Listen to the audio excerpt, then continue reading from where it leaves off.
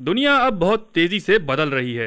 سیاسی، معاشی اور اب ماحولیاتی مسائل بھی اتنی تیزی سے جنم لے رہے ہیں کہ بہت سارے ملکوں کو اپنی بقا کا خطرہ لاحق ہو گیا ہے۔ کچھ ملک تو ایسے ہیں جن کے بارے میں لگتا ہے اگلے 20 سالوں میں ان کا حلیہ ہی بدل جائے گا۔ آئیے دیکھتے ہیں کہ یہ کون سے ممالک ہیں، لیکن پہلے ایک بہت ضروری بات، آپ کا لائک اور سبسکرائب ہمارے لیے بہت اہم ہے۔ یہ ہمیں بہتر سے بہتر کام کرنے کا حوصلہ دیتا ہے۔ تو امید ہے آپ یہ ویڈیو پسند آنے پر لائک بھی کریں گے اور سبسکرائب بھی کریں گے۔ تو چلتے ہیں پہلے ملک کی جانب، جس کا نام ہے اسپین۔ ہو سکتا ہے بہت سے لوگوں کو حیرت ہو، لیکن یہ حقیقت ہے کہ ماضی کی بہت بڑی طاقت اسپین اب بری طرح زوال کا شکار ہے۔ 2008 سے تو حالات بہت ہی خراب ہیں۔ ایک طرف معاشی بحران تو دوسری طرف بے روزگاری اور قرضے آسمانوں پر۔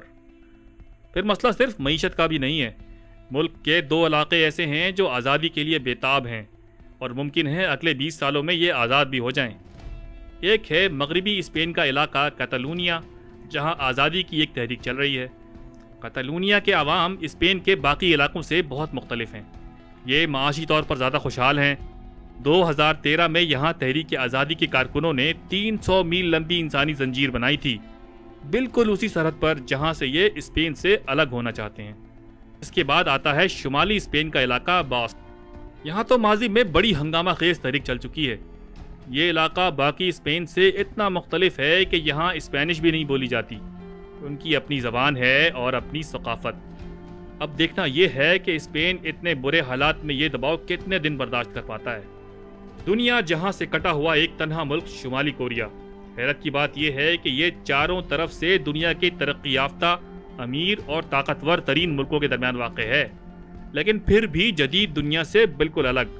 یہ ملک اپنے بلبوتے پر کچھ کرنے کی کوشش کر رہا ہے، لیکن اس کے پاس اتنے وسائل نہیں ہیں کہ یہ 21ویں صدی میں زندہ رہ سکے۔ اسے دنیا بھر سے تجارت اور تعاون کے لیے اپنے دروازے کھولنے ہوں گے، اور اگر ایسا ہوا تو یہاں کی ڈکٹیٹرشپ کے لیے بڑے مسئلے پیدا ہو جائیں گے۔ شمالی کوریا پر کم جونگ ان کی حکومت ہے، جو اصلاحات کی کوشش کرے گی اور یوں اپنے ہی پیروں پر کلہاڑی مارے گی۔ ایک غلطی ملک پر اس خاندان کی گرفت کا خاتمہ کر دے گا۔ بیلجیم یورپ کا ایک چھوٹا سا ملک ہے جو نسلی بنیادوں پر تقسیم ہے۔ ملک میں 2 مختلف علاقے ہیں، ایک فلینڈرز اور دوسرا والونیا، اور دونوں ایک دوسرے سے بہت الگ ہیں۔ والونیا ایک تقریباً خود مختار علاقہ ہے اور یہاں کے عوام فرانسیسی بولتے ہیں اور کہتے ہیں کہ والونیا آزاد ہونا چاہیے۔ کچھ ایسے بھی ہیں جو فرانس سے الحاق کے حامی ہیں۔ شمالی علاقے فلینڈرز کے عوام نسلاً فلیمش ہیں، اور ان میں بھی ایسے لوگ موجود ہیں جو آزاد فلینڈرز کے حامی ہیں۔ یہ ہو سکتا ہے کہ اگلے 20 سالوں میں ہمیں یورپ میں بیلجیم کی جگہ 2 نئی آزاد ریاستیں نظر آئیں۔ عراق عالمی طاقتوں کی آماج گاہ بلکہ شکار گاہ بنا رہا ہے۔ کئی ہنگاموں سے دوچار ہوا اور اب ایک دوراہے پر کھڑا ہے۔ ویسے ہی عراق ایک غیر فطری ریاست تھی جو پہلی جنگ عظیم کے بعد برطانیہ نے قائم کی تھی۔ نہ ثقافت کا خیال رکھا گیا، نہ مذہب و مسلک اور زبان کی تقسیم کا۔ پھر صدام حسین کی جابر حکومت نے اسے متحد رکھا، لیکن امریکہ کے قبضے کے بعد عراق حالات کے رحم و کرم پر آ گیا ہے۔ شمال میں کرد ہیں، مغرب میں سنیوں کی اجارہ داری ہے، تو جنوب اور جنوب مشرق میں شیعہ اکثریت کے علاقے ہیں۔ ان کے درمیان اتفاق بہت کم ہے اور اختلافات بہت زیادہ۔ اس لیے خدشہ یہی ہے کہ اگلے 20 سالوں میں اس علاقے میں عراق کے بجائے 3 مختلف ریاستیں وجود میں آ سکتی ہیں۔ شمالی افریقہ کے ملک لیبیا کا حال بھی تقریباً عراق جیسا ہی ہے۔